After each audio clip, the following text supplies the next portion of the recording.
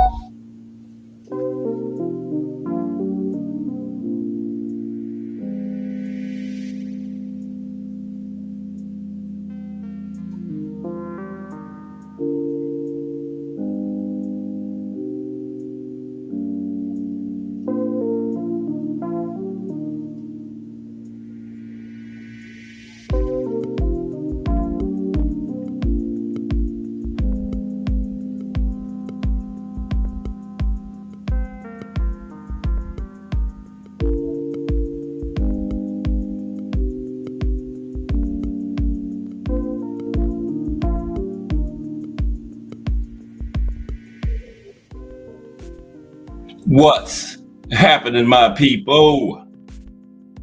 It's Cast Sports again, back for another afternoon with the family. That's right. You know what time it is. If it's Monday through Friday, 2 p.m., it's the Box Story, bringing you all that boxing history. Boxing is the greatest sport of them all. That's why we love it. Can't get enough of it. Salute to everyone and welcome to another episode of Cast Sports, the Box Story. Today, Lyle, Quarry, Young, and Cooney, forgotten heavyweights of the golden age. Young, Quarry, Lyle, and Cooney, forgotten heavyweights of the golden age. Define RNA1, how are you today, my friend? Yes, how's everybody? This is the Hump Day edition of Cast Sports, the Box Story. Rolling toward fight week for the Big Bud Canelo Showdown. Today we're going to look at, we always talk about the heavy 70s was the golden age of heavyweight boxing. And, we always think of Ali, Frazier, Foreman, Norton, Holmes.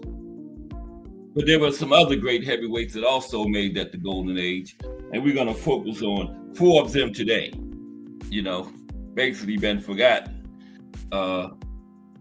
Jimmy Young, Quarry, Ron Lyle, and GERRY Cooney. We're going to take a look at all four of these guys' careers today, and we're going to look at why they helped make the 70s the golden age of the heavyweights. Okay?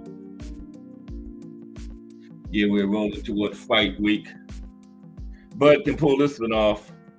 There's no argument about pound for pound. Even the biggest Usyk and Monster fanboys would have to say Bud is pound for pound, because this is the textbook definition of pound for pound, you know, going from 147, there's one fight above 147 going to 168, taking on the pound for pound king.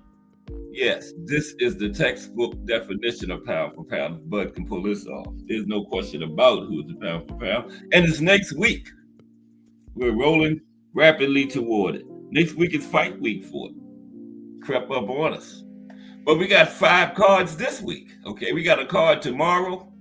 We got 3 Friday. And we got 1 Saturday. And I'm sure there's some other cards somewhere else, but 5 that I know of. Okay.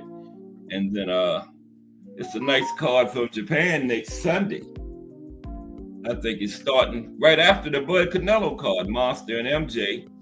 Somebody said it's like 12:30 Sunday morning here. You know, in Japan, they don't cater to our time. They put their fights on at their own time. We just have to get up, you know. So yeah, that's the 14th Sunday. Monster and MJ, that's another good one. You know, in the Bud Canelo situation, a lot of people not talking about Monster and MJ, but any other time, that would be a big talked about fight. But we got Bud and Canelo. They get most of the attention, but immediately when that ends, Monster and MJ card begins. Okay? So let's get into our show. We're going to start out as usual with our fight of the day. Okay, but how's everybody this hump day afternoon? Beautiful Wednesday afternoon. Fall is the best time of year, you know. Not too hot, not too cold. Just right.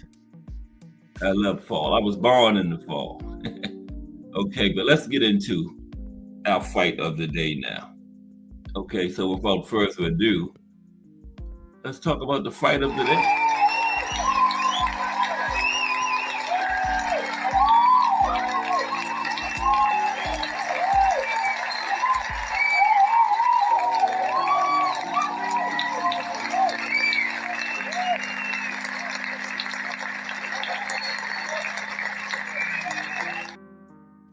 Gotta start the show with the fight of the day.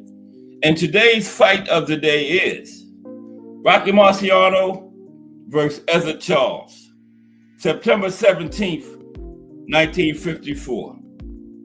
Rocky knocks out the Cincinnati Cobra. Marciano versus Charles, September 17th, 1954. On this day back in 1954, Rocky Marciano and Ezzard Charles clashed at Yankee Stadium to contest for the second time in just 3 months the heavyweight championship of the world. Now, in their terrific first battle, Charles became the only man to last 15 rounds with the Brockton Blockbuster. But Rocky prevailed by unanimous decision. The Cincinnati Cobra would fight valiantly in the rematch, but this time it lasted only half as long. Now, the 1954 Ring Magazine Fight of the Year was a grueling, physical 8-round slugfest that ended after a typical savage assault from the indomitable Marciano.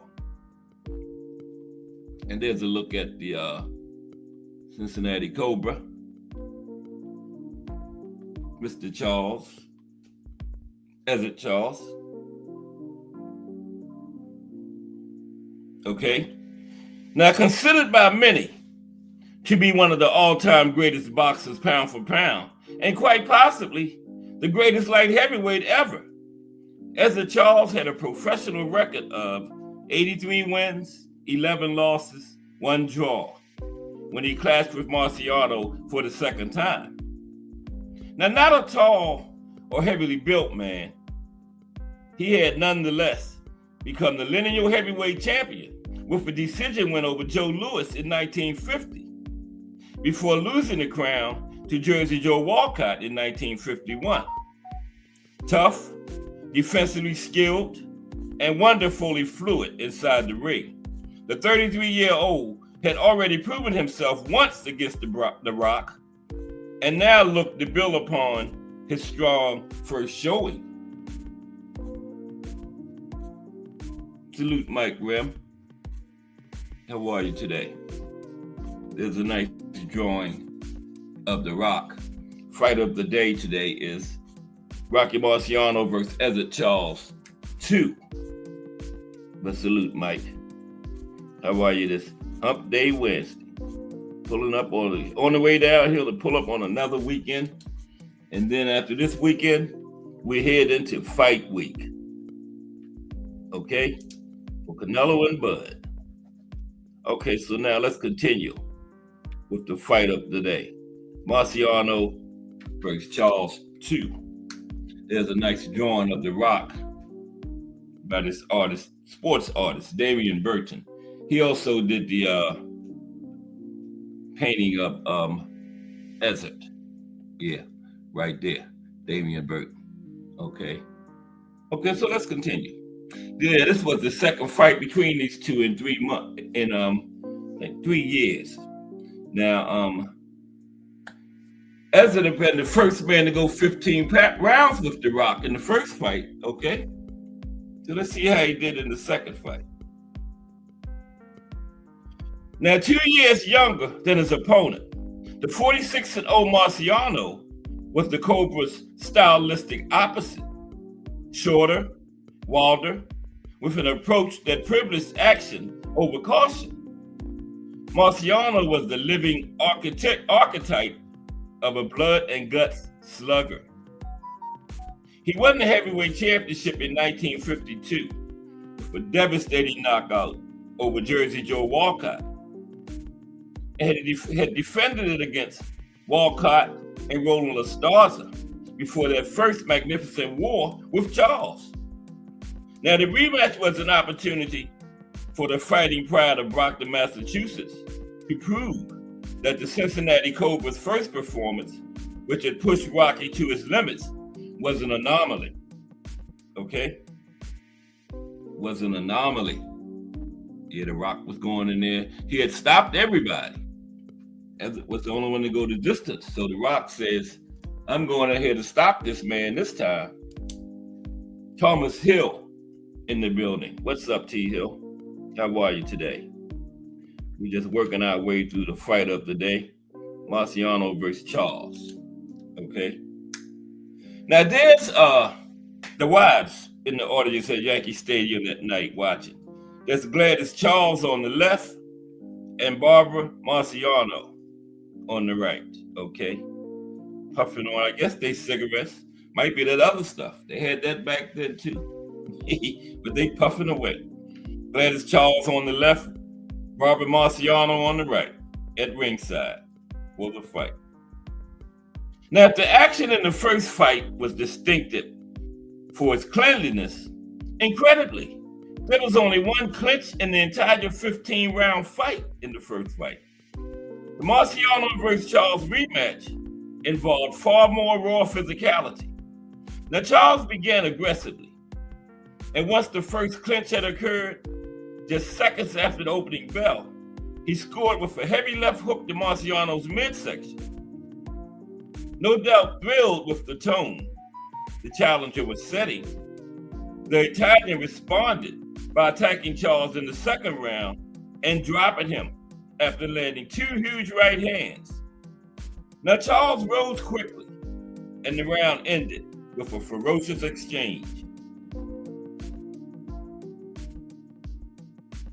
With the fight's brutal tone and pace firmly established, Marciano continued his assault, pitching hard with both fists, while the taller, more graceful challenger would sometimes respond with a snappy uppercut. Marciano's lunging tactics made it difficult for Charles to establish his jab. Rocky's pressure didn't abate, and he continued to brawl, forcing both men to fight for stretches with their heads only inches apart. This effectively neutralized both Charles' reach advantage and his sharp defensive skills. Yeah, Rocky stayed close, neutralized as Charles' reach and his defense, because Rocky was right up on him, where he wanted to be. And there they are mixing it up as the fight goes by.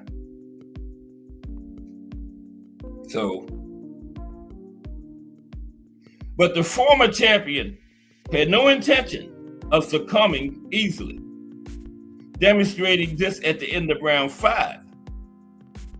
Marciano struck after the bell, and the Cobra, his features knotted in anger, hit back, hammering Rocky in the face. It was likely this shot that helped open up a gruesome gash on the end of Marciano's nose that bled heavily in the next round. Undaunted, Marciano pressed on. He looked like a Halloween character with yellow stuff smeared over his nose, the announcer remarked in reference to the ointment applied by his corner. Now, by contemporary standards, the cut with Marciano's left nostril split should have spelled the end, but the referee allowed the action to continue. And the relentless champion, with his corner urging him to get the knockout before the fight was stopped, fought as though wholly indifferent to his injury.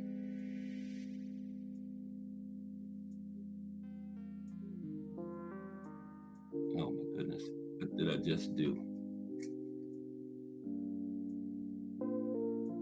I think I mixed up, but there we go. There he is. He finally got Ezra on the mat. That's just now in the spotlight. The first knockdown in round 8. Okay. Yeah, that was he had knocked him down earlier, but I think he knocked him down 2 times in round 8. Then in the 8th round, his face twisted and bloodied. Marciano ensured Charles would not survive to see the final bell. He battered the challenger with alternating lefts and rights, punctuating the assault with a huge overhand right to the head to score another knockdown. Now again, the challenger rose, but it was a mere formality, as Rocky, sensing victory, lunged back at the damaged fighter, swinging wildly. The final flurry was vintage Marciano, so furious his imprecision was overcome by the volume and violence of his punches. Kneeling on the mat, clearly beaten, Charles took the entire count.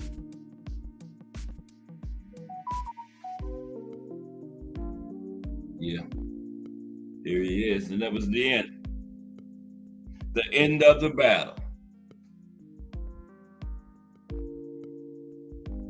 Marciano versus Charles II was won by the boxer, whose style was better suited to the nature of the contest. The talented Charles was anything but weak of heart.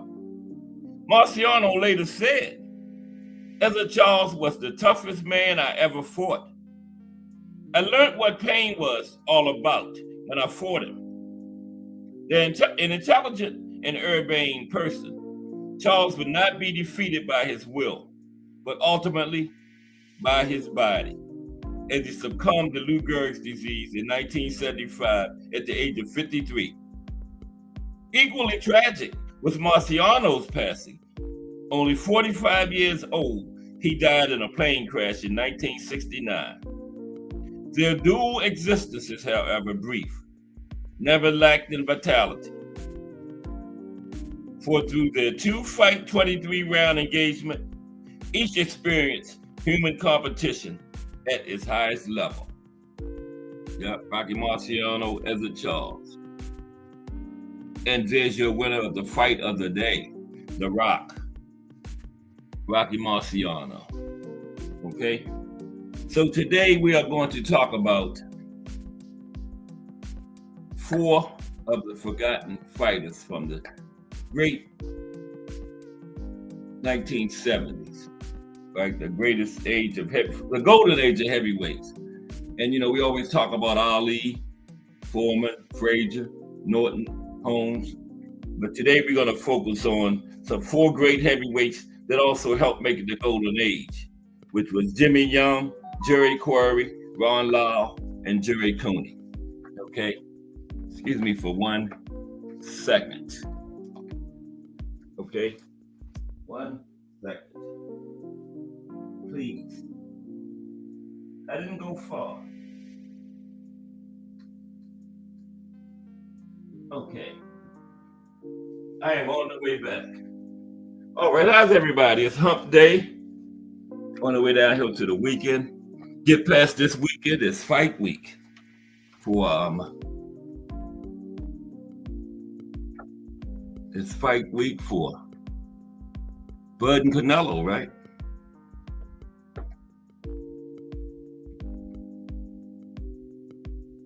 But yeah, we're going to talk about the golden age of the 70s, but not Ali, not Foreman, not Frazier, not Norton. We're going to talk about some of the other great fighters from the 70s that helped make it the golden age. Okay, so let's get into that. That's right there. It's 2 of them. That's Jimmy Young on the left and Cooney on the right. They had a great fight back in the 70s. Mike Mazik in the building. What's up, Mike? How are you today? Good to see you. Okay, so let's get into it. Title of today's show, Young, Quarry, Lyle, and Cooney. Forgotten heavyweights of the golden age.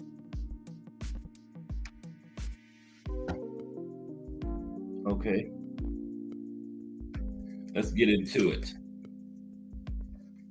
Mr. Luke, Mike.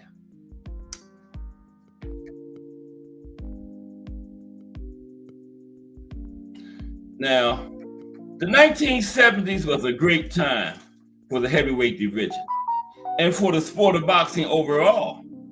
Now, what made it so special were the caliber of fighters, the quality of the matchups, and the rivalries that resulted. Now, one of the things that boxing lacks today is rivalry. In the 70s, you had 2 trilogies that intrigued fans and created a great deal of interest. They were Ali vs. Frazier and Ali vs. Norton. Both trilogies were fierce and closely contested, with the first and third Ali Frazier fights considered to be 2 of the all-time great heavyweight fights, right? All-time great, those first and third 2 of the great all-time heavyweight fights, Ali Frazier. You also had Ali's dramatic, career-defining upset win over George Foreman. Foreman was 40-0, 37 knockouts in 1974 when Ali went up against him. And in this fight, Ali also became only the 2nd man in history to regain the heavyweight title after losing it. And the 70s also had Foreman's demolition of Joe Frazier to win the title in 1973. In addition, there was the unforgettable 1976 slugfest between Foreman and Ron Lyle, in which both fighters hit the canvas twice apiece. Now, later in the decade, Ali survived the atom bombs of Ernie Shavers and would later lose his title to Leon Spinks, only to regain it 7 months later to become the first 3-time heavyweight champion. Also in 1978, Norton and Holmes slugged it out for 15 rounds, with Holmes winning the title by 1-point split decision. The fight was Ring Magazine's Fight of the Year, and the 15th round was Round of the Year. Now, the decade was filled with excitement, drama, and surprises that not only intrigued hardcore boxing fans, but the general public as well. Okay, so now let's go to these other four heavyweights that made it the decade, the golden age of heavyweights. Jimmy Young, GERRY, Quarry, Ron Lyle, and Cooney. First, we're going to talk about Ron Lyle.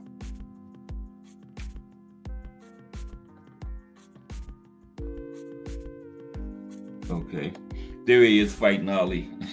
I know you're not supposed to talk about Ali and them, but you can't help but talk about Ali in the 70s. But today is Young, Quarry, Lyle, and Cooney. First, Ron Lyle. Okay, because these four guys helped make the golden age. It wasn't just Ali, Frazier, Foreman, and Holmes. They couldn't have did it without Lyle, Quarry, Young, and Cooney, Shavers.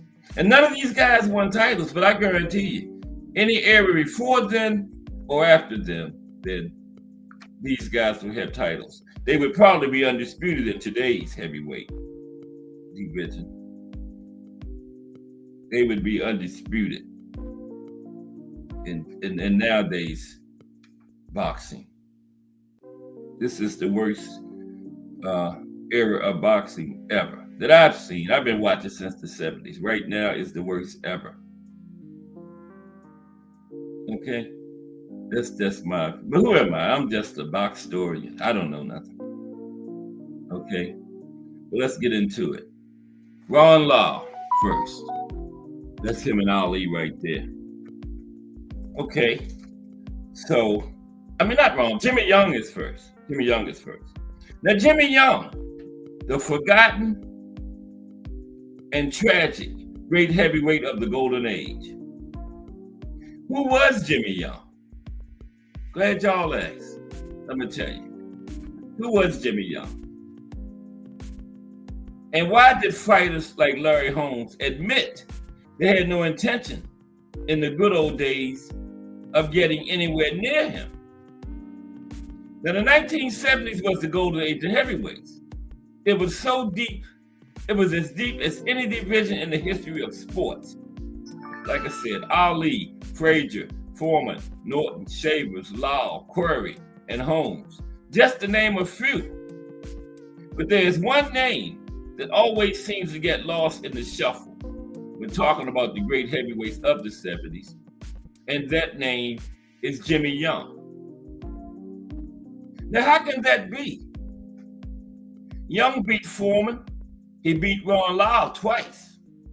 And as Larry Holmes noted, he had a draw with the dreaded Ernie Shavers and lost a split decision to Ken Norton that most observers felt Young won.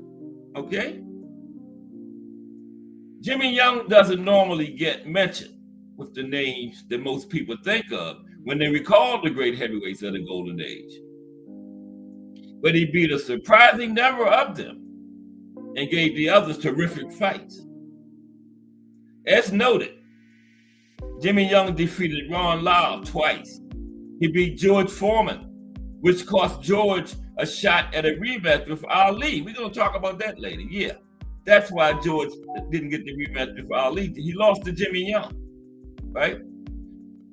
Which cost George a rematch with Ali and a shot at the title in 1977. Now, after suffering a third-round knockout to Ernie Shavers, widely considered the hardest puncher in the heavyweight division in the history of boxing, Young fought Shavers to a draw in their rematch. And most of the press covering that fight thought Young should have won. Now, the judges called it a draw because even though Young hit Ernie at will and moved around the ring like a ghost, Ernie was the constant aggressor, right? But it wasn't effective aggression. But you know, some judges just award you for aggression, but it's supposed to be effective. But anyway, it was a draw, but most people that saw the fight thought Jimmy Young won it, including me. Jimmy Young, Ernie Shavers. Okay, I don't know what year that was, but take a look at it, like in the 70s. Now, Jimmy's most famous fight was the fight against Muhammad Ali in a 15-round title fight in Landover, Maryland. Now, if Jimmy had not leaned out of the ring at least 6 times after being repeatedly warned by the referee, he would have won the title that night. He kept leaning out of the ring. Now, in 1977, Kenny Norton The number 1 contender fought Jimmy Young, the number 2 contender, with the winner fighting Muhammad Ali for the heavyweight title. This was another fight most observers had Jimmy winning. He had Kenny swinging at air the entire fight. But Ken got the decision. Now, Jimmy Young's style and why he made other fighters look so bad. Okay? Jimmy's style and why he made other fighters look so bad. Yeah, that's him when he kept leaning out of the ring against Ali. That's why he lost that fight. Otherwise, he would have won. And you can't. That's illegal. You can't do that. The referee could have called it a knockdown each time, but he called it a knockdown once. And it cost him with the judges, though. He did it 6 times. We're going to talk about that in a moment, too. Now, Jimmy Young's style and why he made other fighters look so bad. Jimmy Young was not a big puncher, nor was he an aggressive fighter. But Jimmy was, until drugs and time diminished him, one of the most fundamentally solid heavyweights of all time. He was patient, and he stayed patient, and he was an excellent counterpuncher. Jimmy Young was a pure boxer, right? He was the best defensive heavyweight of his time, and one of the best in history. He was also a brilliant fighter in the ring, one of the best boxing IQs ever in the Floyd Mayweather category. As far as ring IQ, yeah, Jimmy had an IQ like that. You could not find a more adaptable fighter during the golden age. Lyle was one of the best punching heavyweights during the 70s, but Young beat him easily twice because he outboxed Lyle and simply outsmarted the bigger, stronger man. Young's style also gave fighters fits because he was so elusive. And before drugs took it away, almost impossible to hit cleanly. Kenny Norton got rid of Young as a sparring partner because he couldn't hit him, right? And Larry Holmes has always said that he didn't want any parts of fighting Jimmy Young because, as Larry said, he simply made everyone in the ring with him look bad. Now, Ali did not watch film on number 3 ranked contender Jimmy Young, and he should have. Okay?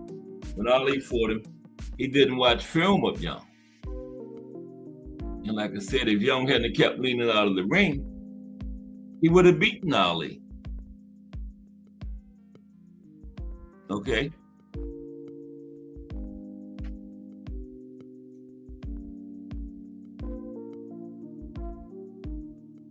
Now, Ali had not a clue how to deal with Jimmy Young, who was a defensive master. Ali was at a point in his life where the energy for attacking was just not there anymore. And in addition, Ali had begun to seriously cheat on his training at that point. Now, Ali came into the fight against Young vastly overconfident, fat as a hog, and completely unprepared. Ali was at his heaviest weight ever, going on 35, and except for one little detail, Young would have won the fight. Jimmy Young breaking the rules cost him the title. He kept leaning out of the ring. During the fight, which was a championship fight, on 6 separate occasions, Young literally ducked outside the ropes when he was being pressured seriously by Ali. These 6 occasions occurred in the 7th round, the 8th round, the 12th, twice in the 13th, and once more in the 15th round. When he did it in the 12th round, the referee ruled it a knockdown and began to count. Now, Young pulled his head back into the ring at the count of 2, and the referee could have called it a knockdown each time if he'd have wanted to. Everyone, including the announcers who watched that fight, were astonished as Jimmy Young literally put his upper body and head completely out of the ring to evade Ali's punches. Mark Cram of Sports Illustrated wrote about Young putting his head out of the ring to avoid getting hit. Cram said it was unconscionable behavior for a man who wants the heavyweight championship of the world. He also wrote, there was no way anyone could justify taking the title from Ali.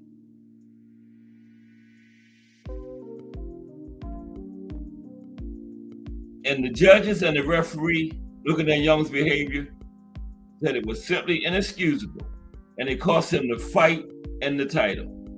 Now, Young himself admitted he ducked out of the ring to avoid getting hit, saying, the reason I kept ducking through the ropes, seriously, was to take some of the pressure off me.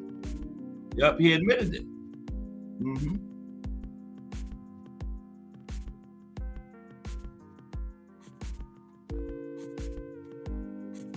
Let it be clear, Jimmy did not think this was a cute trick, as some people try to claim. He simply knowingly broke the rules to avoid getting punched in the head. The UPI correctly called the fight, saying, Jimmy Young would be heavyweight champion today, but for a tactical error. 6 times he ducked out of the ring when pressured by Ali. It cost him a round outright, the 12th, and points in 4 other rounds. And it was the difference in the fight. Jimmy Young simply broke the rules enough times. He didn't deserve the title. So the bottom line is simple. It is illegal to duck out of the ropes to avoid fighting. Jimmy Young did it 6 times in 5 rounds, and it cost him the fight. He literally put his entire upper body out of the ring. You cannot do that, especially in 5 different rounds, 6 times, to the point the referee gets tired of warning you and taking points, and called it a knockdown. Ali won because Young blatantly, illegally kept sticking out of the ring, even after the referee Tom Kelly repeatedly warned him. Jimmy knew what he was doing, knew it was costing him points, knew it was wrong and against the rules, and he did it anyway. That's why he would have been champion. But, that tactic cost him the title. He would have beat Ali that night. Now, what happened to Foreman in his fight with Jimmy Young? Okay, because he did beat George Foreman. What happened to Foreman? There's him and Foreman right there. What happened to Foreman in his fight with Jimmy Young? George Foreman's loss to Jimmy Young came from heat stroke and failure to prepare for the climate in Puerto Rico. George flew in 22 hours before the fight. Now, George was the number 4 contender in 1976. George ascended once again the number 1 contender, and Ali had 1 year to fight him, and George would have gotten his rematch. Talks had already begun between the camps of Ali and George Foreman. But George took a fight he did not need to take with Jimmy Young in March of 1977, and the rest is history. Ali would have had to fight George. He had to give him a rematch. Had he beaten Jimmy Young, George was the number 1 ranked contender and would have been due the mandatory shot. But George, by not acclimating himself to the climate of Puerto Rico and overconfidence, lost that fight. Jimmy Young later said, George did not know it, but while I may have been standing, I was out cold. He could have pushed me over with his little finger. How I survived that round, I will never know.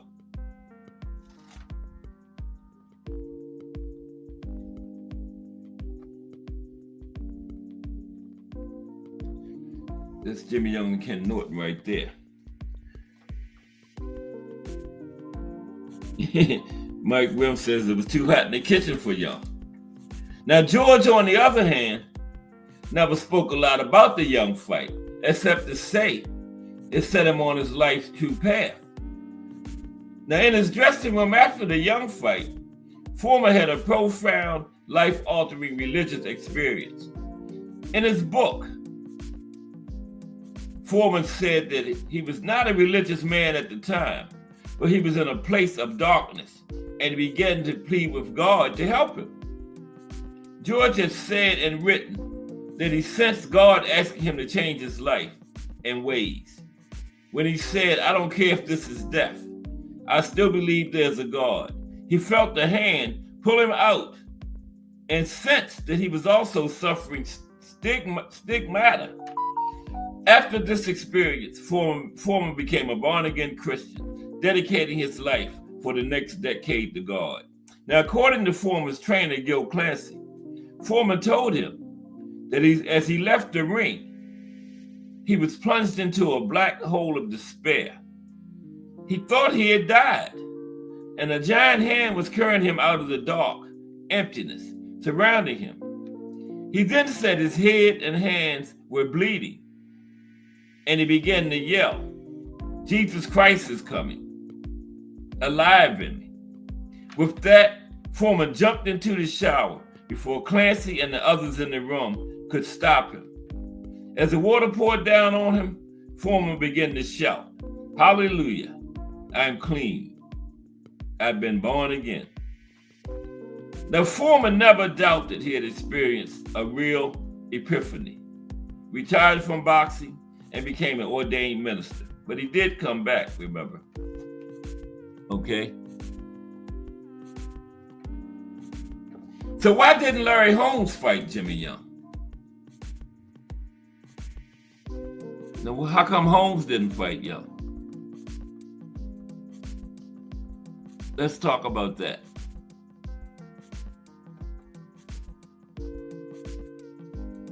Why did Larry Holmes and Jimmy Young never meet in the boxing ring?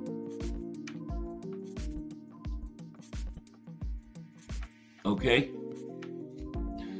Holmes was afraid of no one who walked the earth, but he was the first fighter who actually weighed risk and reward.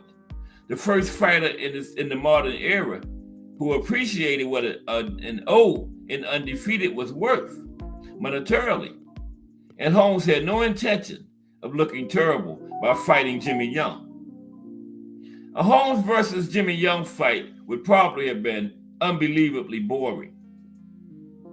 Almost all historians believe Larry would have ducked with such a test, unless the financial reward was so huge it made the risk worthwhile. Larry flatly stated he wanted no part of Jimmy Young, not because he was afraid. Larry was never a coward. He was a cautious, risk-averse fighter who weighed risk to reward, and the reward had to really top the scale before he faced other top fighters. In the final analysis, had the money been overwhelming, a fight between the two in their primes would have come down to the simplest equation in boxing: who would have been able to impose his style on the other? Okay?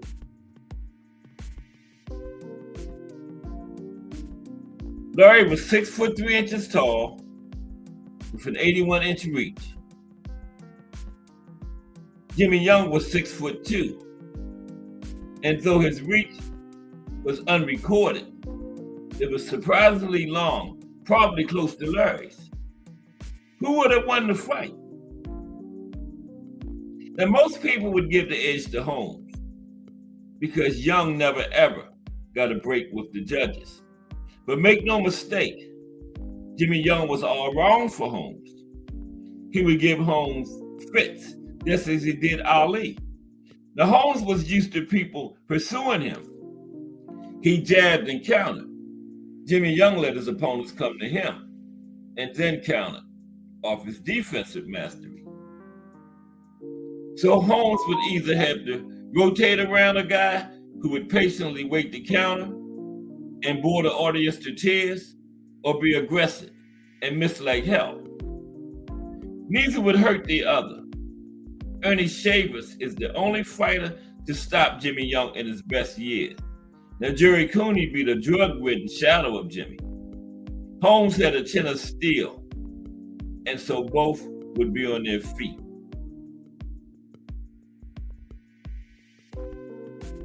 Holmes would probably win by points in a very bad fight that the press would say Jimmy Young should have won. Nobody looked good fighting Jimmy Young until drugs and time destroyed him. Okay, Jimmy Young. Let's take a look at Jerry Quarry, another of the forgotten heavyweights from the golden age of the 1970s. Irish Jerry Quarry. Okay, take a look at Jerry now.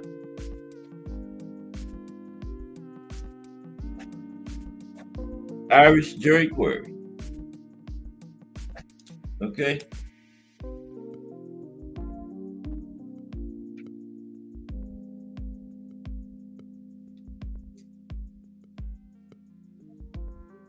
All right, here we go.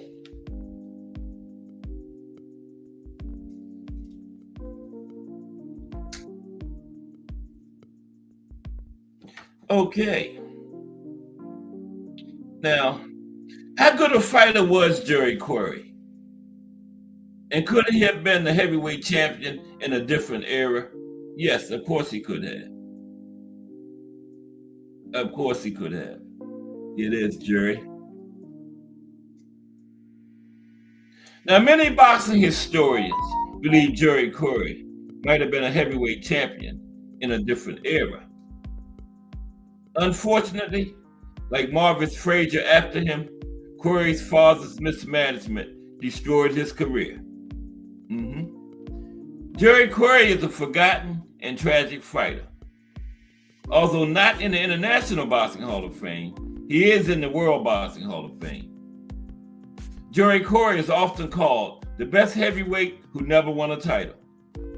Ned Fleischer, founder of the Ring magazine, said, if Jerry had fought in the 1950s, he would have been heavyweight champion. Certainly, if he fought today, he would have had a title. Now, Eddie Futz believed if Jerry Quarry had had decent management and training, he would have had a title in 1968. Who was Jerry Quarry? And where did he come from? What shaped him? Okay, who was he? Where did he come from? What shaped him? Salute Al Booger. What's up? We are talking about 4 fighters from the 70s that basically forgotten nowadays, but they helped make it the golden age. We just finished Jimmy Young. Now we're on Jerry Quarry. We're also going to talk about Lyle and Gentleman Jerry Cooney. Let's salute Al Booger. How are you today? Okay. Yeah, who was Jerry Quarry? Where did he come from? What shaped him? Now, Jerry Quarry was born on May 15th, 1945, and he died of problems related to pugilistic dementia on January 3rd, 1999, okay, at the age of 53. Jerry was nicknamed Irish, or the Bellflower Bomber. Jack Quarry, his father, had been an amateur boxer in his youth and a man with the words "hard luck" tattooed on his knuckles and the motto, "A Quarry never quits," tattooed on his arm. Now, the father went west from the Texas cotton patches in the Depression years, and with his wife, Arwanda, raised his children in migrant labor camps. Now, the Quarrys moved from labor camp to labor camp as the harvest came in, and the kids worked from the time they were little. They also learned to fight. From that mean, dirt poor background came a tough Irish kid, Jerry Quarry, and his fighting brothers. Now, Jerry once wryly noted, "My heritage was the Great Sabrath." Jerry Quarry was foreordained to be. He was foreordained to live out his father's dreams. His dad had dreamed of being a champion and was determined to see that dream realized by his sons. Now, Jerry Quarry was given his first pair of boxing gloves by his father, Jack, when he was 3 years old. He had his first fight when he was 5 years old. He won a junior Golden Gloves title at the age of 10 and won the title again the next 3 years in a row. Now, he had a dominant amateur career, Jerry did.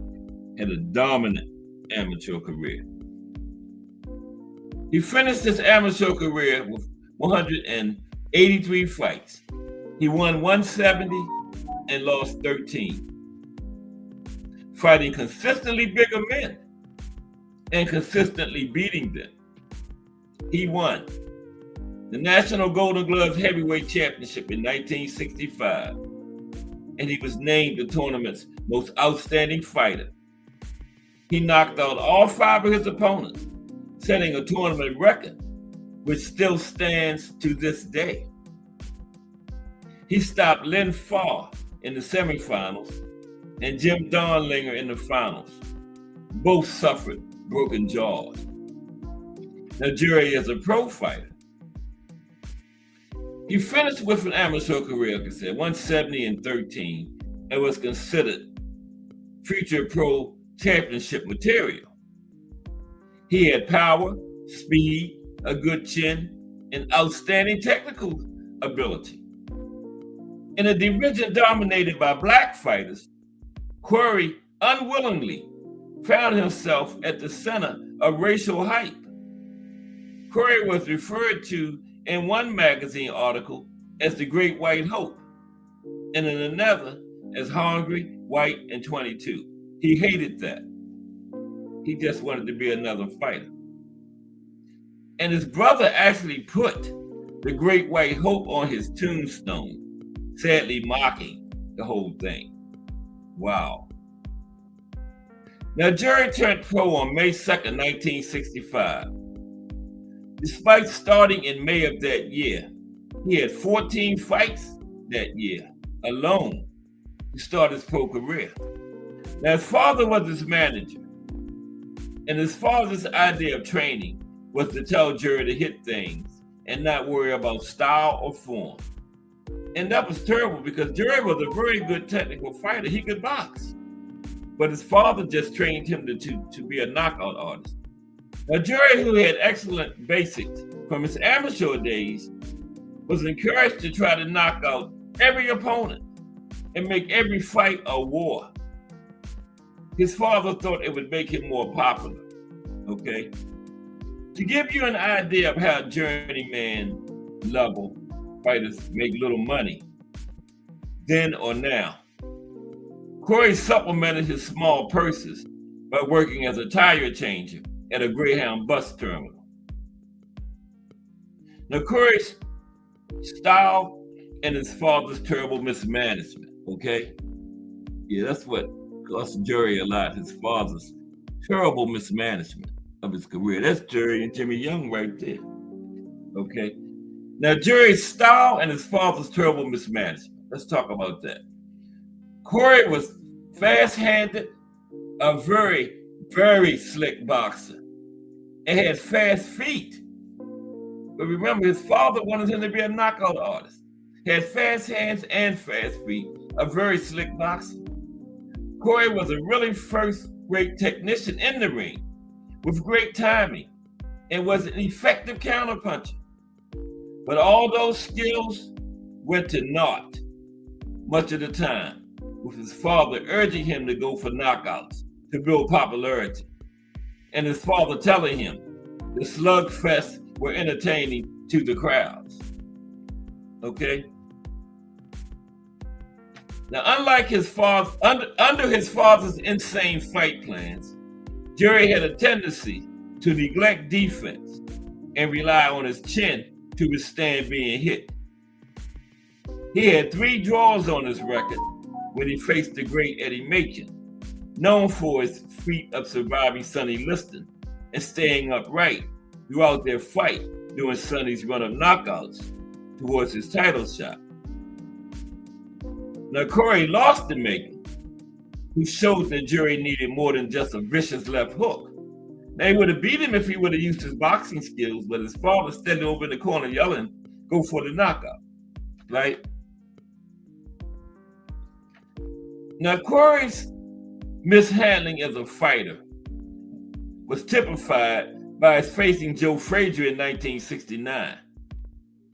His father had been trying to bait Frazier's management for a fight for 2 years, but Eddie Futch had convinced Cloverley, Frazier's management team, not to accept the fight until he deemed Frazier ready. Futch said, "I would not do to Joe Frazier what Jack Quarry did to his son and threw him in to sink or swim." Yet Frazier had much better management. Futch felt that, handled and trained differently, Quarry could have been champion. For instance, in their 1969 fight, Futch felt it was insane for Jack Quarry to send GERRY to stand toe-to-toe with Joe Frazier and slug it out. It was Joe's style, right? And Futch said, "Had I been training and managing GERRY, I would have had him move and counterpunch against Joe Frazier, which he did very well. But his father sent them out there to slug it out with Joe Frazier, right? I mean, the poster child of coming forward, loving to stand there and slug it out, right? And GERRY Quarry had excellent boxing skills, okay? But it was his father, so I guess he didn't want to fire him. Anybody else, he probably would have fired him, but that was his father. Now, during his best years, which were 1968 to 1971, Quarry was rated by Ring Magazine as the most popular fighter in boxing. I guess his father was happy. That's what he wanted him to go out there and get in wars for to be popular. Now, Boxing Illustrated named Quarry the most popular professional boxer in the world in 1968 and 1969, and Quarry shared the honor with Ali in 1970. But back around that time, titles meant something. Being popular, then you couldn't eat being popular, right? Titles brought you money back then and big fights. Popularity didn't, you know? Now, Joe Frazier would recall in his autobiography, Quarry had an appeal that made the public snap up tickets. Why not? He was a good-looking Irish kid with a nice smile and an engaging boy next door manner. Now, Quarry's going ahead with his title fight against Jimmy Ellis with a broken back was a tragic footnote in his father's insane management. He put GERRY in there against Jimmy Ellis with a broken back, okay? Yeah, there's him and Jimmy Ellis there. Father had him in there fighting with a broken back, man. That's crazy. So, GERRY's most famous fights were against world champions Ali, Joe Frazier, Floyd Patterson, and Jimmy Ellis. A bellwether of his career, though, came with his defeat against Joe Frazier in 1969 and his 1968 loss to Jimmy Ellis. Both were for the title. Now, the loss to Ellis by majority decision was especially painful and typical of the fact GERRY Quarry never got a break. Los Angeles Herald-Examiner reported that Quarry broke his back several weeks before the Ellis fight. The injury occurred during a friendly wrestling match with one of his brothers. Wow. Damn, him and his brothers played rough. A friendly wrestling match with his brother broke his back. Damn. Now, when GERRY told his father he thought he had badly hurt himself, his father told him not to have x-rays or treatment prior to the fight, as he feared GERRY would lose the title shot. Wow. But what about losing the fight if the man's back is broken? You want to go in there with a broken back because he's scared he would lose the title shot, not worrying about whether he's going to win or lose, right? But a broken back left Quarry unable to move effectively and certainly unable to counter as he could have. Now, the full extent of his injury wasn't known until Quarry had x-rays taken on August 6, 1968, after the fight. Remember, his father told him not to get any x-rays or treatment before the fight. So they didn't even know it was broken until after the fight. He just knew he hurt it against his brother, but he didn't know it was broken because his father told him not to get x-rays or treatment. Found out after the fight his back was broken, right? But GERRY never wanted to make excuses. Said, I cannot say the back bothered me much during the Ellis fight, but it probably hampered my movement a little. No shit, Sherlock. Probably hampered his movement a little. A broken back. It was one more example of his father's school of mismanagement, right? Yeah, that's crazy. That could have led to some kind of permanent injury, right? But one more example of his father's school of mismanagement.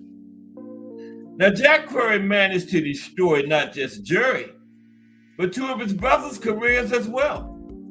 GERRY's brother, Mike Quarry, a top light heavyweight during the same era, died at age 55, also from pugilistic dementia, due to his father sending him in there and putting him in wars.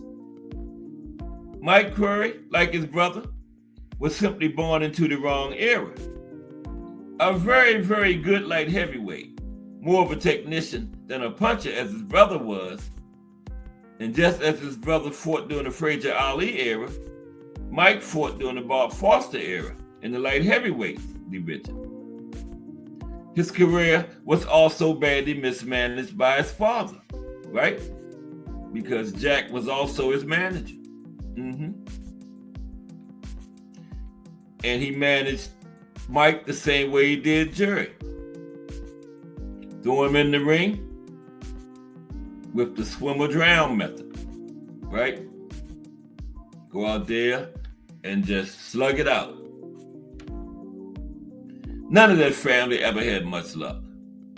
Now, the third Quarry brother was another boxer, Bobby. He's still alive, but he suffers from Parkinson's disease, which his family believes was the result of his own heavyweight boxing career, managed by his father, Jack.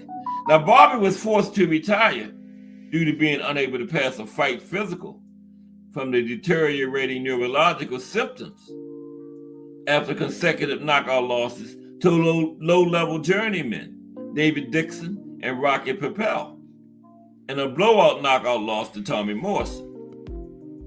Bobby Quarry was arrested for allegedly being part of a burglary scheme and went to prison for grand theft. He served time at Folsom Prison, from which he was released on furlough to attend his brother Mike Quarry's funeral, where he is seen in the local paper with his 5-year-old son, Sam Quarry. He's the only one of the fighting Quarry brothers that's still alive. Now, what did the other greats of the 1970s think about GERRY Quarry as a fighter? Okay, what did the other great fighters think about GERRY as a fighter? Ken Norton said in Going the Distance, the only fighters better than Quarry in the era were Ali, Frazier, Foreman, and myself. Joe Frazier listed the best fighters of the 60s and 70s as Ali, Foreman, Norton, Holmes, and said GERRY Quarry was right there with them. Okay? Another fighter who ranked the greats from the 70s was Ernie Chambers, who said, the best fighters the first tier of that era were Ali, Foreman, and Frazier, with the second tier as me, Ken Norton, GERRY Quarry, and Larry Holmes. Ernie Chambers set up GERRY Quarry. It was too bad for GERRY he did not come along 10 years later. He would have easily defeated Larry Holmes for the title. He was a master of body punches, and Larry had no answer for that.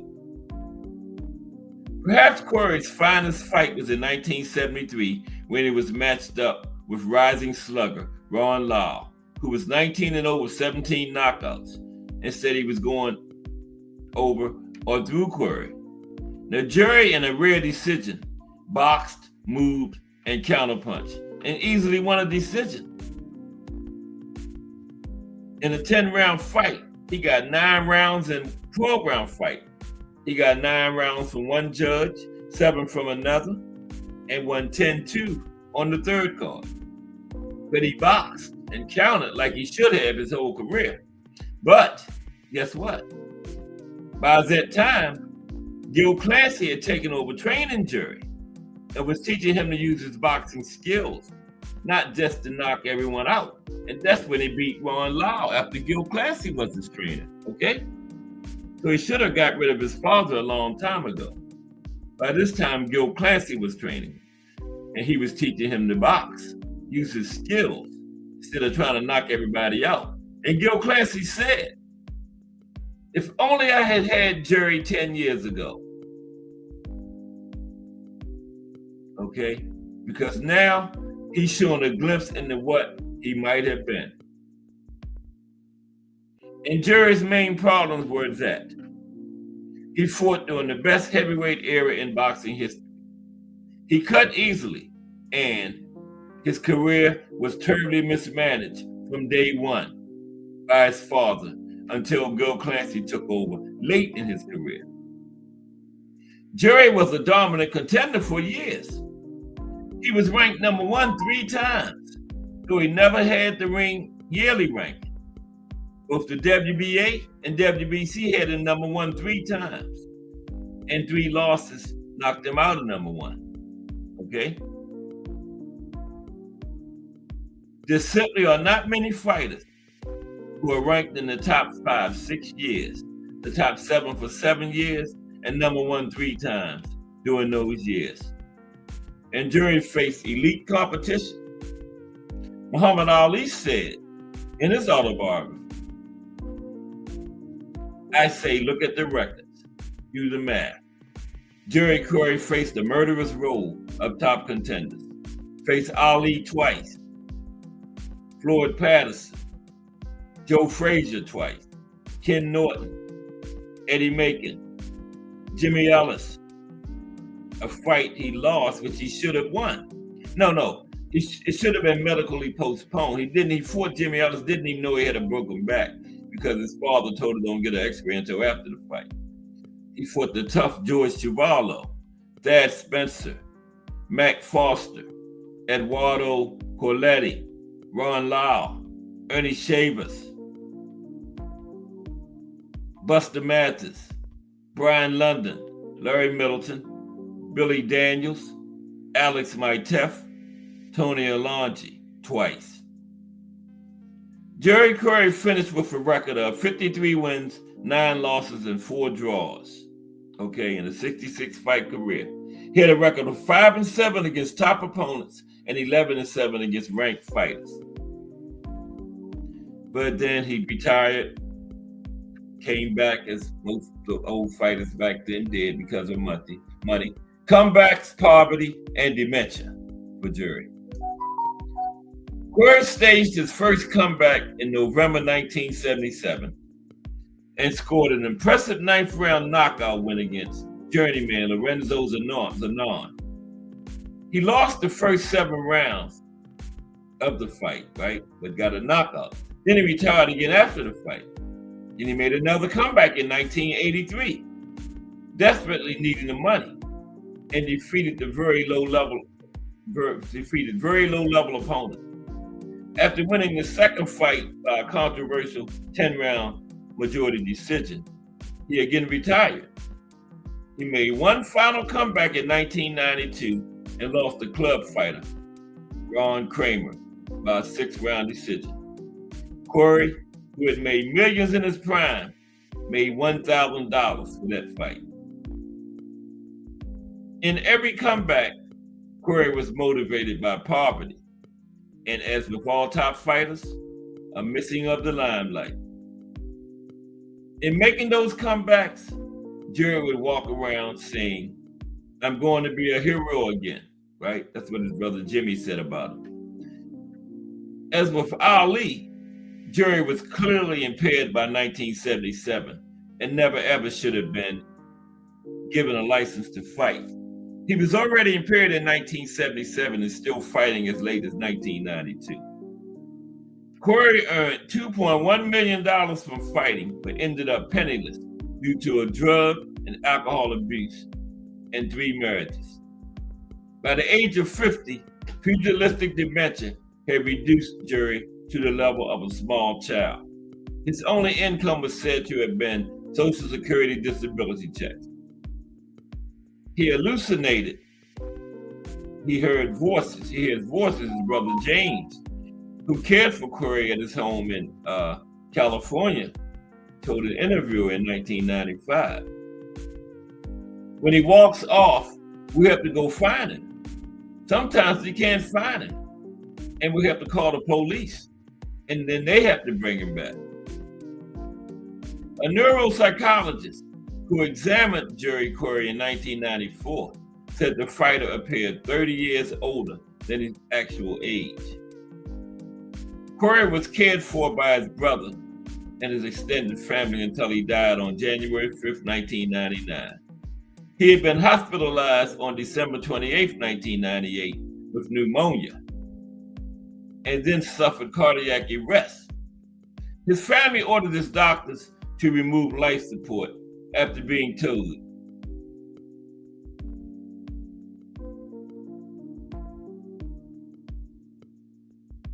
that Quarry would be completely bedridden and fed through a tube if he survived. Jimmy Quarry, GERRY's oldest brother, who took care of GERRY until he died, started the GERRY Quarry Foundation for Pugilistic Dementia in 1994 to raise money for research into pugilistic dementia. When GERRY was inducted into the World Boxing Hall of Fame in October 1995, he was so disabled that he could not sign his name for autograph seekers, and he forgot who he was or that he had been a boxer. His terribly sad story is a somber reminder of the price boxers pay for our entertainment. GERRY Quarry, okay? Yeah. Sonny Boy Boxing. What's up, Sonny Boy? How are you? Okay, yeah, we talking about some of the other greats that made 70s the golden age of boxing. Next is Ron Lyle. The great Ron Lyle. Okay. Had that slugfest with Foreman in 75. That was, yeah, Ron Lyle is next. There's Ron. Okay, let's talk about Ronnie Lyle. Ronnie Lyle had pop too. Yes, he did. Put George Foreman down twice. You know, see, Ali did that too. But he went down with Ali from fatigue. You know, that wasn't, Ali did have pop, but when he knocked Foreman out, that was mainly from fatigue. Yeah.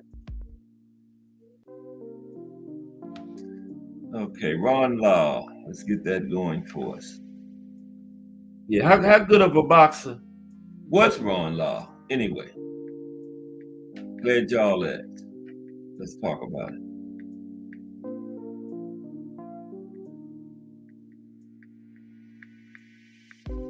Should have been in there already. But how's everybody? We are plowing towards fight week for Bud and Canelo. And like I was saying, you talk about pound for pound. That is the textbook definition for pound. Bud can go, only had one fight above 147 in his career, can go to 168 and beat the pound for pound king. There's no argument who's pound for pound. Even the biggest Usyk and Monster fanboys should say Bud is pound for pound, because that is the textbook definition of pound for pound. If he go up there and beat Canelo. Keon Call in the building. What's up, Keon Call? Good to see you today, my friend. We are talking about some of the other great fighters, other than the Alis, the Foremans, the Frasers, the Holmes, the Nortons, all of them, Shavers. Jimmy Young, GERRY Quarry, Ron Lyle, and gentleman Jerry Cooney. We're going to talk about Ron Lyle now. Okay. Okay, let's get into Ron Lyle's career. Okay? Yeah, well, there's Ron right there on the screen. Now, Ron Lyle was a heavyweight contender during the Golden Age and held his own with the very best of that era. Okay? Now, Lyle gave George Foreman and Ali both all they could handle and beat a number of first-rate fighters. Today, he would be undisputed heavyweight champion, right? Probably be undefeated. Now, Ron Lyle, the 1974 version of him, who was ranked as the number 3 contender, was a very, very good heavyweight. That was as high as Lyle ever got. Now, the Lyle who soundly beat former heavyweight champion Jimmy Ellis and contender Oscar Bonavena in 2 of 4 straight wins in 4 fights that he had that year. Now, he's one of the great contenders of the Golden Age, was never champion, just fought in that time, though, you know, Golden Age. Any other era before or after the 70s, Ron Lyle would have been a champion. The ex-con, Ron Lyle, came to pro boxing late, 30 years old, being very late, right? 30 years old when he turned pro. Now, Lyle was born February 12th, 1941, to William and Nellie Lyle of Dayton, Ohio. In 1954, they moved to Denver, Colorado, as his father got a job on Buckley Air Force Base. As the third of 19 children, he grew up in a dirt poor family. Wow. That's a lot of heads to feed there, 19. Now, living in the projects in Denver, Lyle grew up in a gang-dominant world. He dropped out of high school and ran the streets until he got involved in an altercation with a man who he would claim attacked him with a lead pipe and who was then shot and killed. Lyle maintained his entire life he was not the one who pulled the trigger. Now, another child of poverty, Lyle was convicted of second-degree murder in 1961 in Colorado, where he served almost 8 years. Okay, so let's talk about his. He started boxing in prison. Now, that fight wasn't in prison. I don't know who that is, but that wasn't in prison. But he started fighting in prison, boxing in prison. Now, Lyle took up boxing in prison, saying, they had fight cards in prison. I sat around and watched for a while and finally told myself, I can do that. Lyle was stabbed in prison by another inmate and he almost died on the operating table. He required 36 blood transfusions, but the tough as nails Lyle somehow survived. Wow, being in the boxing ring ain't nothing. This man had 36 blood transfusions. Okay? Now, in his first fight on the prison boxing team, Lyle supposedly was defeated by another convict, Texas Johnson. After that, he never lost another fight in prison after that loss, okay? Now, Colorado State Penitentiary warden, Wayne K. Patterson, is reported to have said Lyle was a natural-born athlete. Now, during the remainder of his sentence, he had around 25 unrecorded amateur fights, remember? And remember, he only lost that one against Texas Johnson, okay? Now, Lyle's prison story has considerable resemblance to Sonny Liston.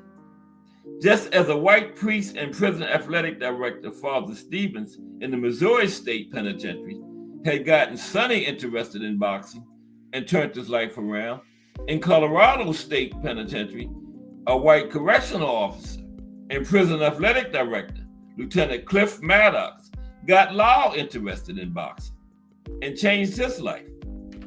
Lyle would later say in a Sports Illustrated interview, it was the turning point of my life. Lieutenant Maddox was white and he wore a badge, but he really cared. He believed in me and my ability. Right then, I decided that I was going to be a success. In 1969, Lyle was eligible for parole, but he was turned down twice for lack of a parole plan. Lyle had listed as a profession boxing. You can't tell a parole board that, Ron. you got to tell him something like plumber or carpenter. He's going to sit up there and tell a parole board, what's your occupation when you get out? Boxing. Come on, Ron. So they turned them down. Anyway, okay. But Bill Daniels, a cable television executive, president, and owner of the Denver Rocks boxing team and the American Basketball Association Utah Stars basketball team, offered Lyle a job at his company as a welder while under the table paying him to fight. So this guy knew what Ron was going to box, but he used the welder as a front to get him out of prison, because Ron would have been in told the parole board box. Man, they said, Ron, take your ass back to that cell. Come on. But yeah, the guy got him a job as a welder, and that got him out. Okay. Yeah. But anyway, Lyle was released on Sunday, November 9th, 1969, at almost 29 years old, and began boxing formally as an amateur. So let's look at his amateur career for Ron. Okay. He was his entire amateur career lasted a little over a year, with a record of 25 wins, 4 losses, and 17 knockouts. So he really had like 50-something fights because he had 25 in prison. But this 25 and 4 was after he was released. So counting his fights in prison, he had about 60, between 50 and 60 amateur fights altogether. Okay. Now, Lyle's first amateur victory was a 3rd round knockout over future pro heavyweight Fred Hope. But his first actual victory was in prison, but they didn't count that. So officially was over this guy named Fred Hope, who was a future professional. Okay.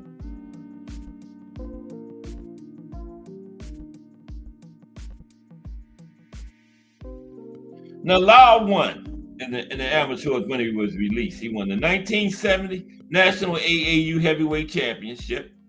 He won the 1970 North American Amateur Heavyweight Championship and the 1970 International Boxing League Heavyweight Championship. That's not bad for a guy who was almost 30 when he started boxing, and he only had like 60 amateur fights, 25 of them in prison, right? So that's not bad at all. So let's look at Lyle's pro career then. In April of 1971, at the age of 30, Lyle started his pro boxing career. Okay? Now, though he never won the title, Lyle was a perennial contender who fought Ali for the title and gave him a fierce battle. A lot of people thought Lyle won that fight. It was a controversial TKO in the 12th round. 12th and last round, a lot of people said Ron was winning. That's why they stopped it. Okay? Now, he also was the only man, follow the money. Who would you rather be champion? The greatest Muhammad Ali or Ron Lyle? Follow the money, right? Now, he also was the only man ever to stand toe-to-toe with a young George Foreman and slug it out with him, nearly winning. But he did get knocked out. But he dropped George twice, too. Lyle was known as a pure slugger who would stand toe-to-toe with anyone. But Lyle proved against Muhammad Ali he could also box, outboxing the greatest for 10 rounds before Ali knocked him out. Controversial TKO. Stopped it in the last round. Okay? And guess who was winning? Ron Lyle. Right? Now, Big George Foreman, who fought Hall of Famers, Holyfield, Frazier, Ali, and Norton, said of Lyle, Ron Lyle was the strongest man I ever faced in any fight. This guy hit me so hard that it didn't even hurt. Wow, that's hard. Hit him so hard it didn't hurt. Joe Frazier caught me with the left hook, but he couldn't hit like Lyle. And although Muhammad knocked me down, I was exhausted and still got to my feet. Yeah, I told you Ali knockout of Foreman was from exhaustion, right? Yeah, I don't remember Foreman getting back up, but he said I still got to my feet. Now, Lyle was the hardest hitter. This Foreman talking. The thing about Lyle was he was completely unafraid and challenged me at ring center. Nobody other than Sonny Liston in sparring stood and punched it out with me with any success, other than Sonny Liston and Ron Lyle. Joe Frazier only once, and even the great Muhammad Ali couldn't back up quick enough. Ron Lyle would not back up. That was George Foreman talking. And Big George went on to say, Lyle, not Frazier, not Ali, not Norton, not Holyfield. Lyle was the toughest fight he ever had. He said, Lyle, because he gave me the toughest fight of my career.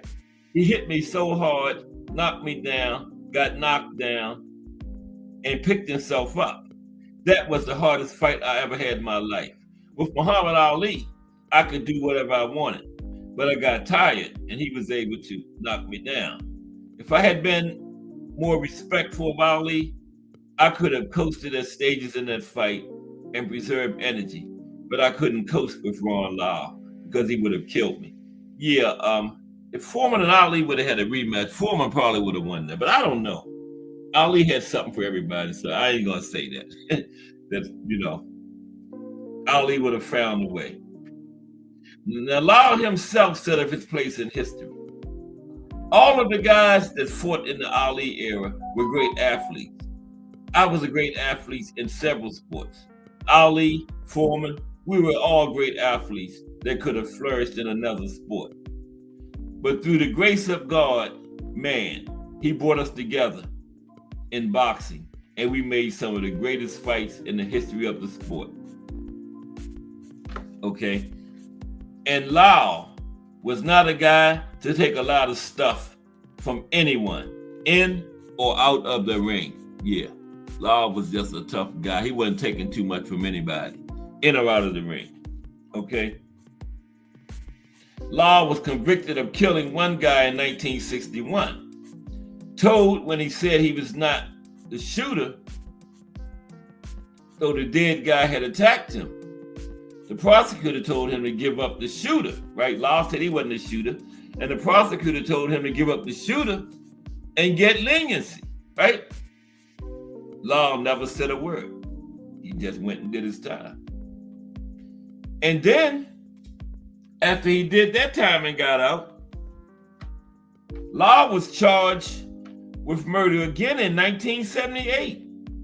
In 1978, Lyle, who had given an ex-con who had served time with him in the Colorado State Penitentiary a job, said he was attacked by the man at his house and shot the man in self-defense.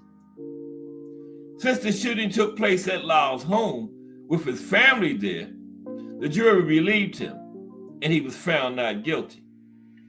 Okay, yeah, he shot another guy, but the guy, he knew the guy from prison and let the guy stay with him, said the guy attacked him and he killed him. They kept him in the house. That's right. If you got to kill somebody, make sure they fall inside the house. Or if they fall outside, drag them back in, right?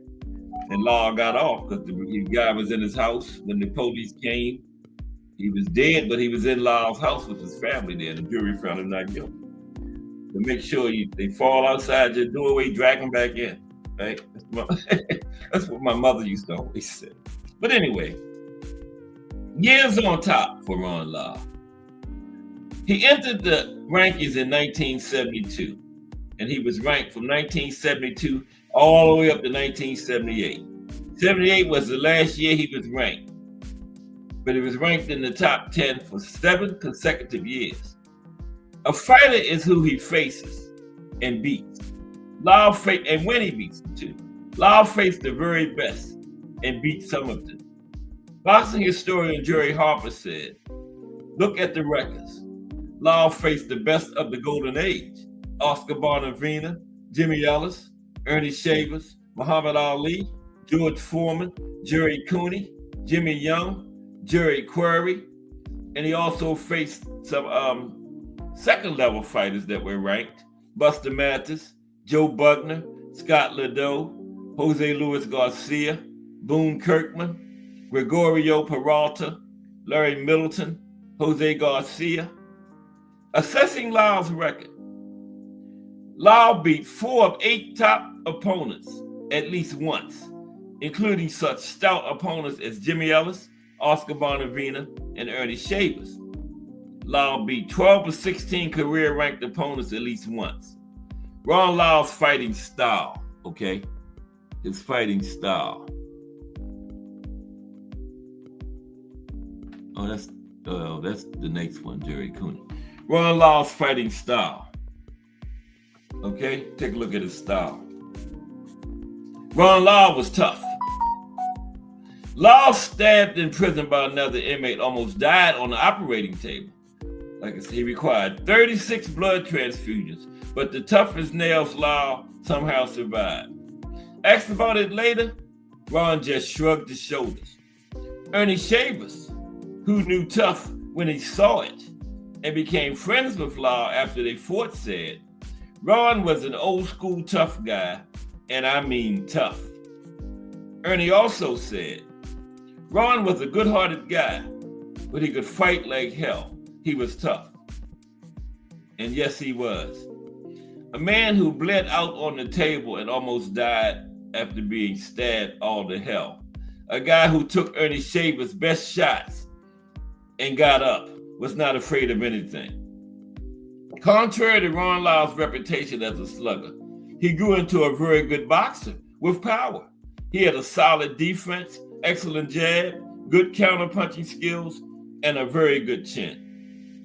Lyle battled Foreman head-to-head, slugging it out. He boxed Ali as a classic outboxer. Lyle slugged with the sluggers and boxed with the boxers. Lyle is also remembered as a pure slugger, and nothing could be further than the truth. He's remembered as a pure slugger, nothing could be further than the truth. Ali said after their fight, I thought he was just a puncher, but he really can box. Lyle was a good boxer with excellent power, a great jaw, and boundless courage. He was adaptable and tough as old shoe leather. Ron Lyle was a great contender in the best age of heavyweights ever. Today, Ron Lyle would be the heavyweight champion of the world, would be undisputed, okay? One more.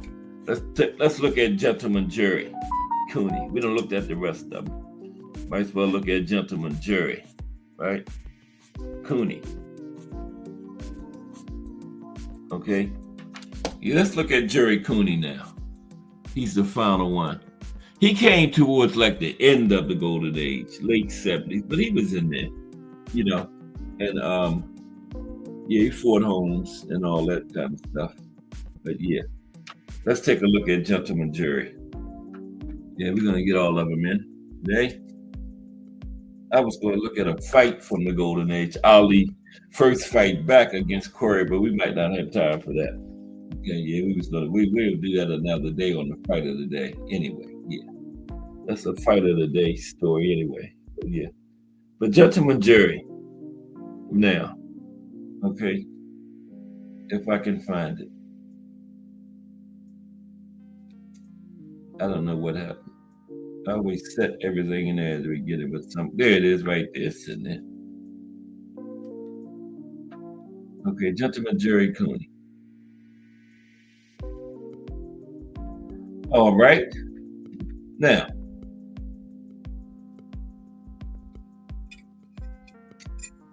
that ain't what I want.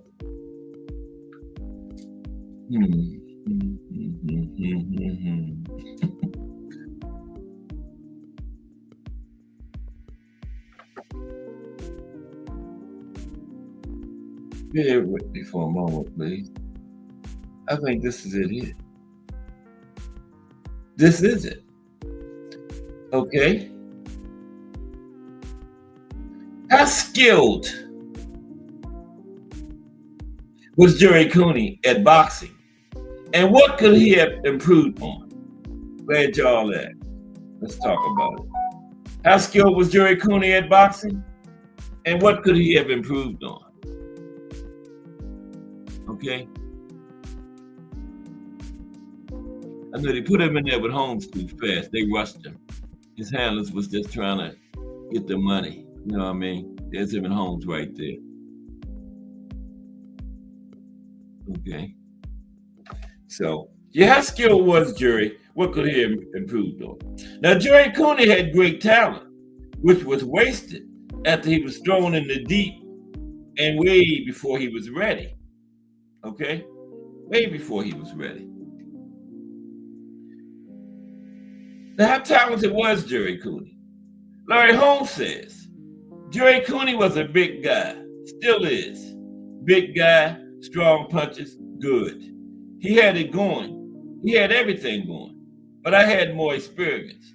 I was quicker than he was, and I took the punches that he had. Larry also said, Jerry Cooney was a kid whose team threw him away when they put him in with me. In a couple more years, with more experience, Jerry might have beat me. He was that talented, but I had the experience, and in boxing, experience can really be the difference. And it was with me and Jerry in our fight.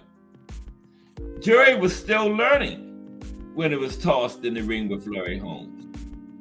Right? He was still learning. They put him in there too soon with Larry. There's him and Kid Norton there. Defeating an old worn Ron Lyle and Ken Norton as he did leading up to the Holmes fight, an old worn Ron Lyle and an old Ken Norton, and who was a shell of his championship self, Ken Norton was, did not prepare Jerry for Larry Holmes. Okay? Simply put him in there too fast. Throughout his career, Jerry relied on one punch only, his left hook, one of the best in heavyweight history. Now, Cooney had power and heart, but simply lacked basic skills, which was brutally exposed by Michael Spinks and Foreman. As Holmes pointed out, he simply had not been forced to use his jab or other basic skills. After when they put him in there with Holmes too soon, he was never the same and never reached his full potential. On June 11th, 1982, a 25-year-old Jerry Cooney was 25-0 with 22 knockouts when he signed to fight Larry Holmes for the ring and WBC titles at Caesars Palace in Las Vegas. It was one of the most eagerly anticipated heavyweight title showdowns since the Golden Age. But Cooney simply was not ready, skill-wise, to face a very wily Larry Holmes, who at 33 years old with 39 fights and years spent learning from Muhammad Ali and Joe Frazier, taught Jerry Cooney a master's class in pugilism that night. Now, it kills haters that Holmes attributes his skills to learning from Ali. Holmes said, Ali was the guy that taught me how to fight. Holmes also credited Joe Frazier for his skills. Holmes said sparring with Ali had shaped his early fight style. Then sparring with Joe Frazier shaped him in a different way. You know, you could be the toughest, the lousiest fighter in the world, and you get real good overnight by working with Smoking Joe Frazier.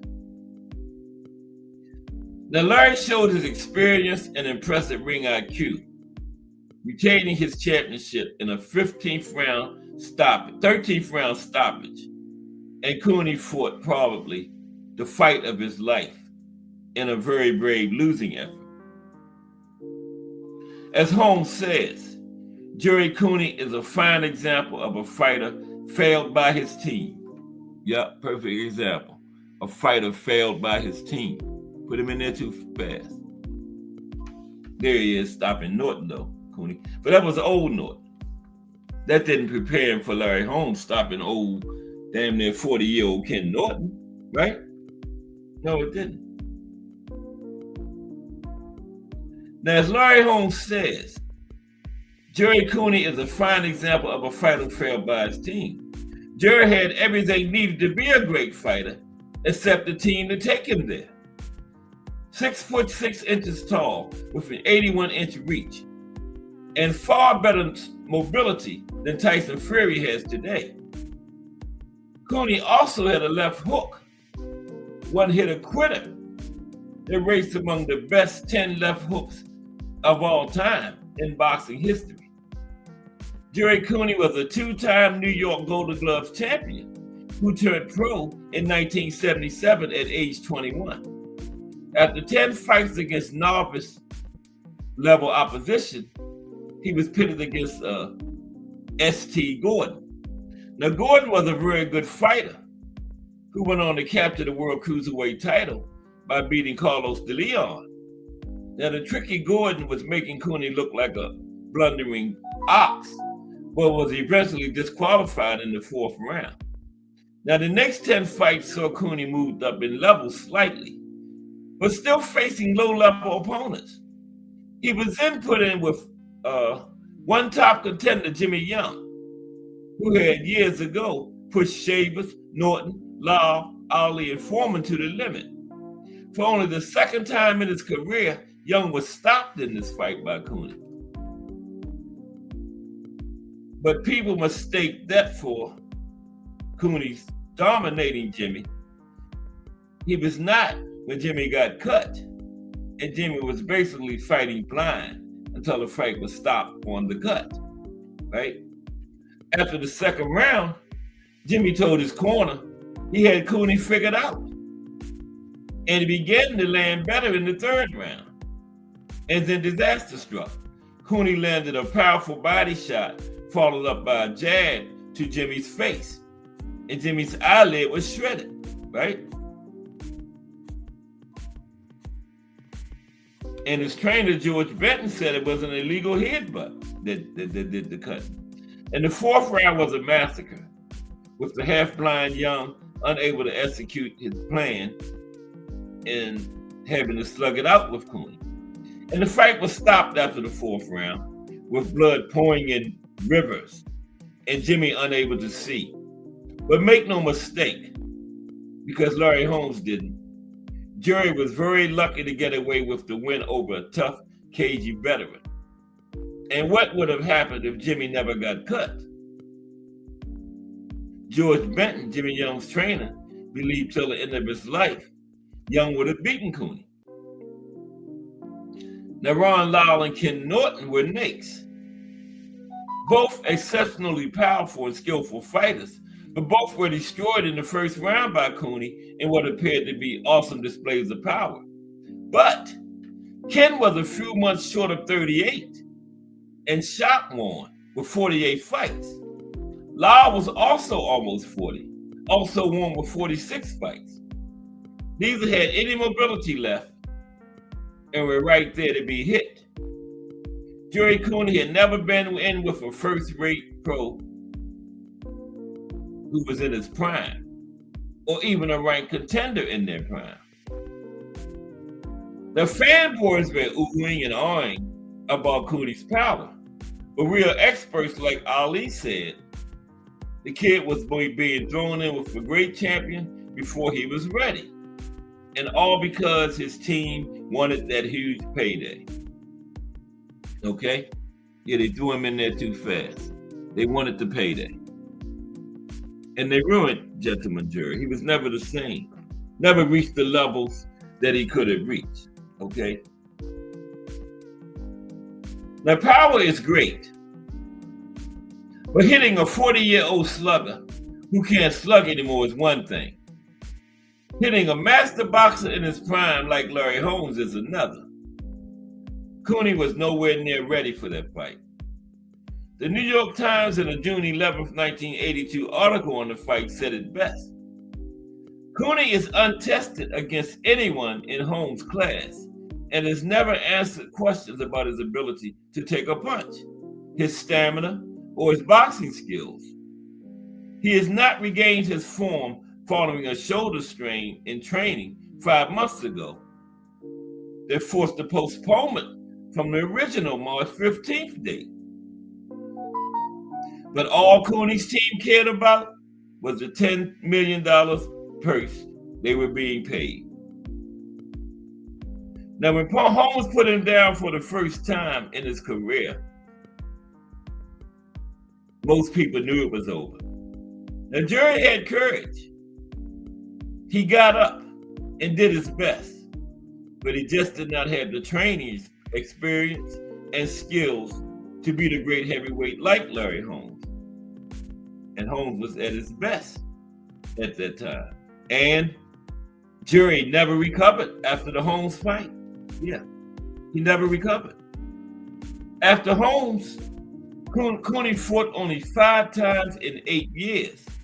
And his last 2 fights against Foreman and Spinks showed a drug and alcohol soaked shell of what he was and what he could have been, right? What he should have been. Larry Holmes and his friendship with GERRY Cooney, okay?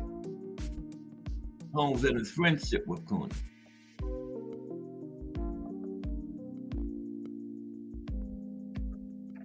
So after the fight,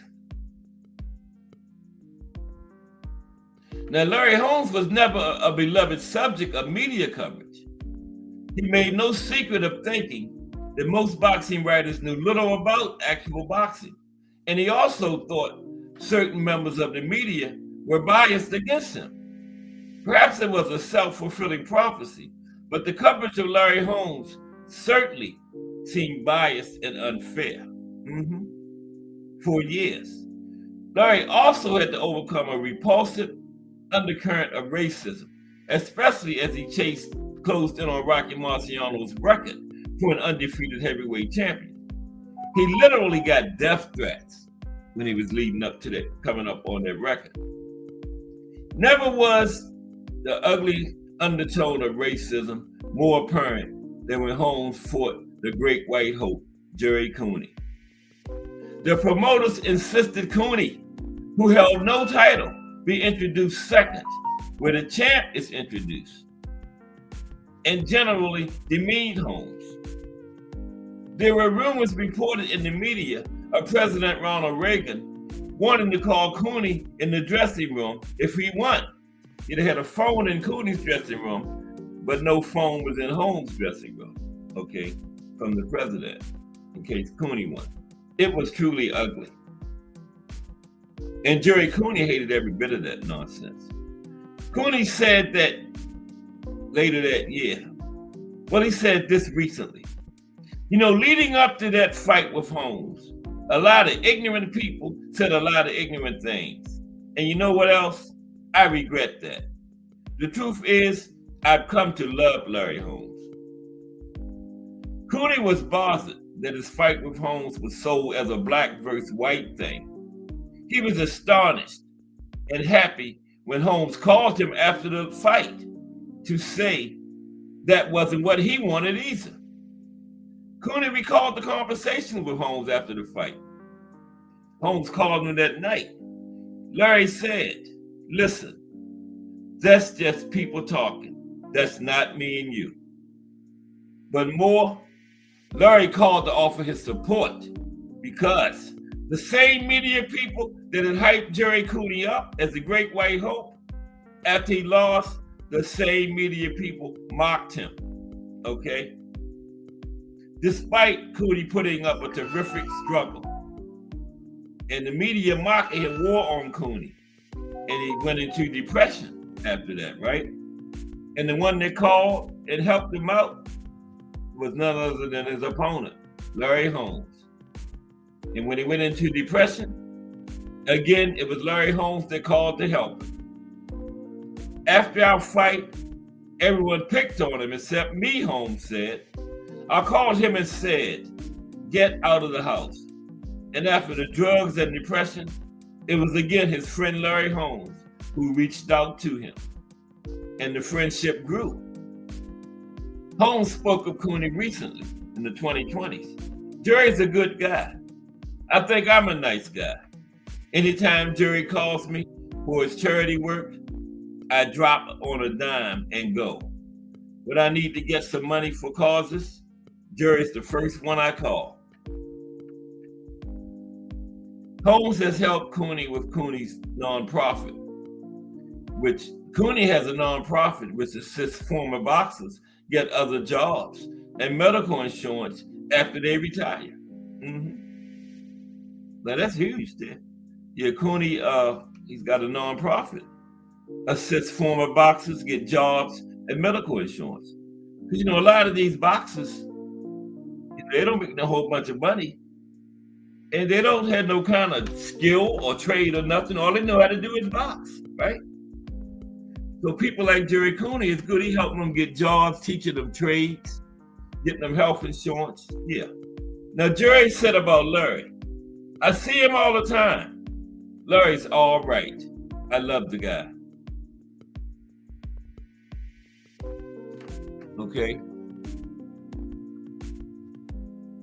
Now, 5 years ago, Larry Holmes was recognized by his hometown, Eastern Pennsylvania, with a statue and memorial.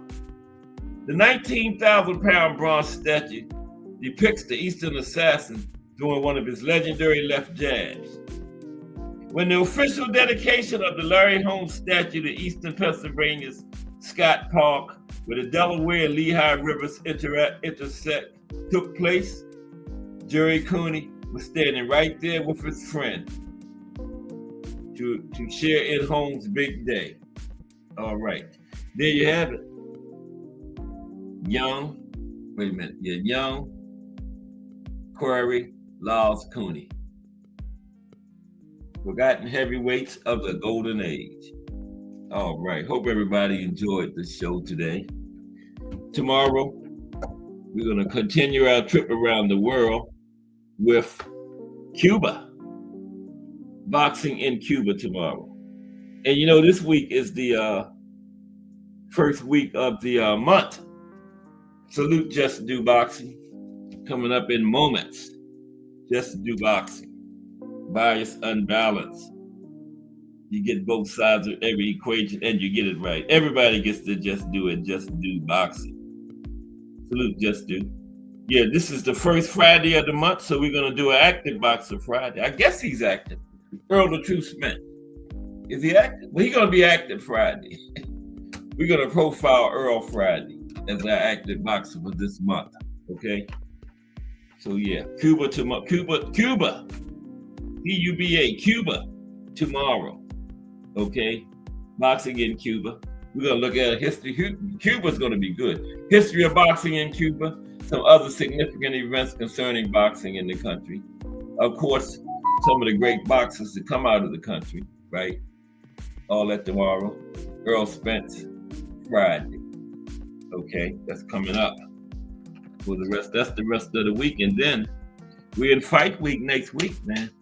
And like I was saying, man, if Bud can go up there and pull us off against Canelo, no more argument about people. I heard people say, well, there's an argument to be made for Usyk and Monster for pound. If Bud pulls this off, that's the textbook definition of pound for pound.